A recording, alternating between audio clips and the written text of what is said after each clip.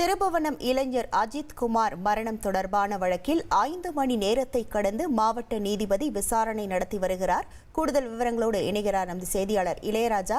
வணக்கம் இளையராஜா. யார் யாரிடமெல்லாம் இந்த விசாரணையானது நடைபெற்று வருகிறது? இன்னும் எவ்வளவு நேரம் இந்த விசாரணை நடைபெற இருக்கிறது? முழு விவரங்கள். கண்டிப்பாக இறந்த அஜித் குமார் தொடர்பாக மதுரை உயர் நீதிமன்றம் மதுரை மாவட்ட 4வது கூடுதல் நீதிமன்ற நீதிபதியாக சான் சுந்தர்லால் சுரேஷை நியமிக்கப்பட்டது.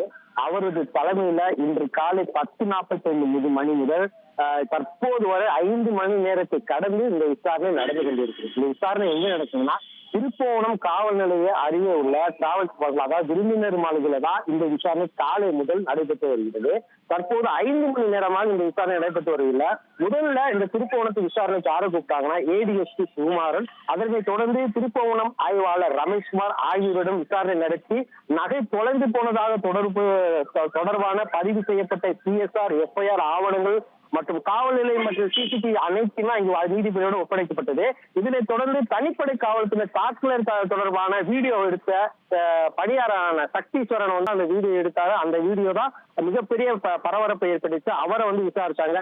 அடுத்ததா பாத்தீங்கன்னா, மடப்புறம் பத்திரகாளி அம்மன் கோயிலில் இந்திய அறநிலைத்துறையின் உதவி ஆணையர் அலுவலக உதவியாளர் அதாவது கிளர்க்கு பெரியசாமி மற்றும் உதவி ஆணையரின் ஓட்டுநர் கார்த்திக், பாதுகாவலர்களான பிரவீன்குமார், வினோத்குமார், ஆட்டோ ஓட்டுநரான அருண்குமார், கோவில் பாதுகாப்பு அலுவலர் அதாவது CCTV இன்சார்ஜான சீனிவாசன் மற்றும் அஜித் தரப்பு வழக்கறிஞரின் ஒருவரான கணேஷ்குமார் ஆய்வரே நீதிபதி என்னென்ன நடந்துச்சு, நீங்க என்ன பார்த்தீங்க, காவல்துறையில எப்படி விசாரணை பண்ணாங்க, காவல்துறையில் யாரு CCTV பார்த்தாங்களா, CCTV எடுத்துட்டு போனாங்களா, அதை நீங்க என்ன பார்த்தீங்க அனைத்தையும் நீதிபதி ஒன்றன் பை ஒன்றாக ஒருவர் பின் ஒருவராக அவர்கிட்ட விசாரணை நடத்தினாரு.